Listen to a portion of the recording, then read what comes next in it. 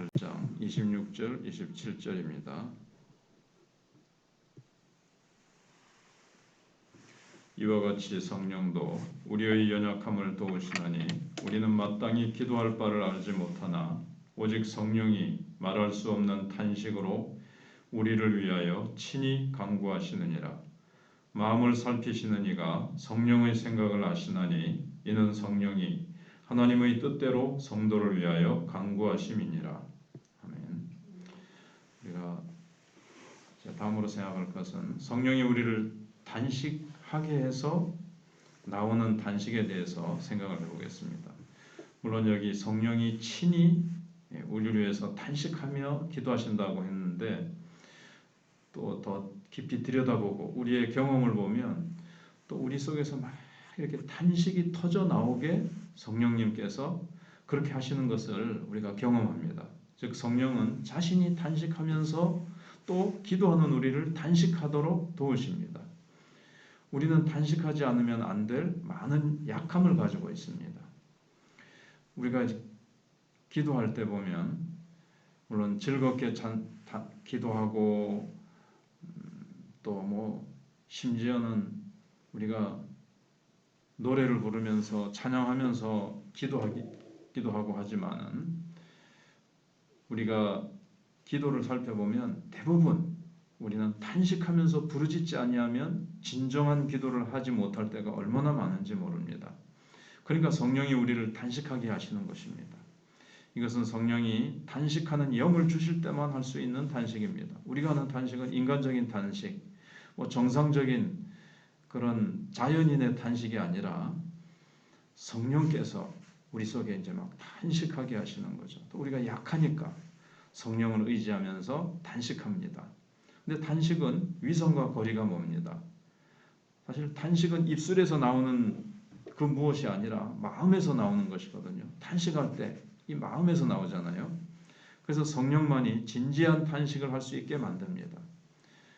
우리의 기도는 단식이 빠지면 하나님이 들으실 만한 기도가 안 될 때가 참 많습니다. 우리의 기도를 진실되게 하시는 성령의 단식을 들으면서 또 함께 단식하는 자가 우리가 되어야 되겠습니다. 영적으로 우리가 안 들려도 영적으로 믿음으로 성령의 단식을 들으면서 또 내가 막 단식이 나오게 하시는데 그 속에 담겨있는 성령님의 단식하심, 이걸 이제 영적으로 깨달을 수 있어야 됩니다. 유창하게 말을 막 늘어놓는 그런 기도를 하려고 우리가 막 애쓸 필요가 없습니다. 오히려 단식에다가 마음의 진심을 담아서 드리는 기도를 해야 됩니다. 단식할 수 없는 우리를 단식하게 하시는 성령이 계시니까 얼마나 감사합니까? 성령께서 단식하게 하시지 않는다면 우리는 그냥 잘 되고 있네 하든지 우리는 단식해야 될 나 자신의 연약함도 보지 못한 채 우리는 그저 그렇게 밋밋하게 기도하고 밋밋하게 아마 살아갈 수 있을 겁니다. 그러나 성령께서 우리가 얼마나 연약하고 우리가 얼마나 하나님의 뜻을 모르고 또 얼마나 하나님의 뜻대로 순종하며 살지 못하는 거기에 대해서 성령께서 안타까워하시면서 단식하며 기도하게 하시는 겁니다. 그 다음에 이제 두 번째로는 성령은 하나님의 뜻대로 우리를 위해 간구하심으로 도우십니다. 27절에 마음을 살피시는 이가 성령의 생각을 아시나니, 마음을 살피시는 이는 성부 하나님이시죠. 성부 하나님께서 성령의 생각을 아시나니 이는 성령이 하나님의 뜻대로 성도를 위하여 간구하심이니라. 하나님은 우리의 마음을 살피시는데 하나님은 외모를 보시는 것이 아니에요. 우리가 입술에 혹시 마음이 담기지 않은 입술의 기도, 이거는 소용이 없습니다. 마음을 보십니다. 우리는 하나님의 마음을 읽지 못하는 기도를 할 때가 많죠. 야고보와 요한이 예수님이 왕이 되시거든 우리를 하나는 좌편에 하나는 우편에 앉게 해주십시오. 이런 게 이제 하나님의 뜻을 알지 못하고 자기네들 뜻대로 이제 욕심으로 기도한 겁니다. 하나님의 뜻이 무엇인가 분별하지 못할 때가 너무 많다는 거죠.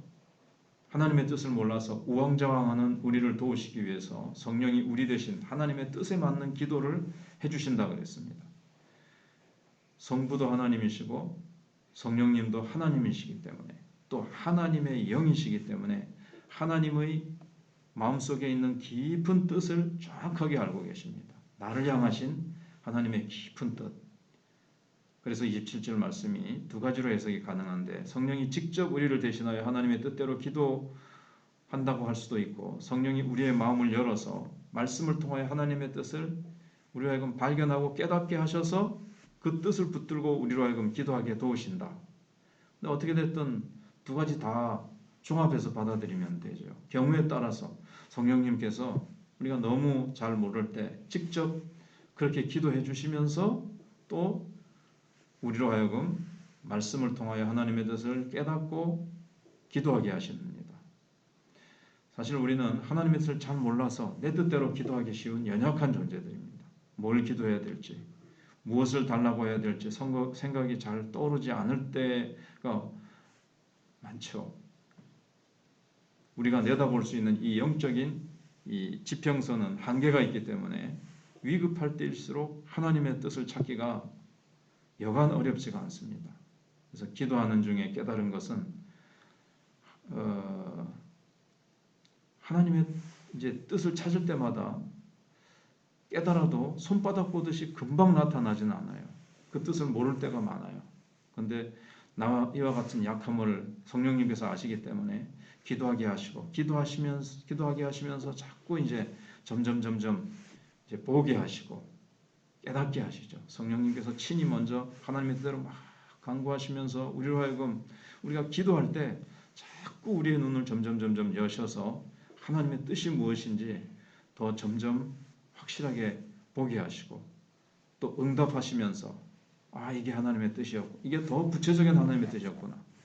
굵은 어떤 전체적인 것은 알겠는데 구체적인 요즘 소위 말하는 디테일한 것은 잘 몰랐는데 성령께서 그것까지도 다 인도하셔서 기도하게 하세요. 응답되고 보니까 나는 이 정도만 기도했는데 하나님께서 더 구체적으로 이렇게 현실적으로 탁 나타나게 기도 응답이 되는 걸 보면서 성령께서 기도를 도우셨구나. 이런 것들을 깨닫게 됩니다. 결론적으로 말하면 성령님은 우리의 불완전한 기도를 온전케 하시는 분입니다. 연약하고 다 잘 모르니까요. 그러나 불완전한 기도를 온전케 보강하시고 보완하시고 그것을 온전하게 끌어올리시고 보완하셔서 하나님 보좌로 올려드리는 때는 온전한 기도가 되게 하시는 성령님, 그분이 우리 안에 계시고 그렇게 우리의 기도를 도우십니다.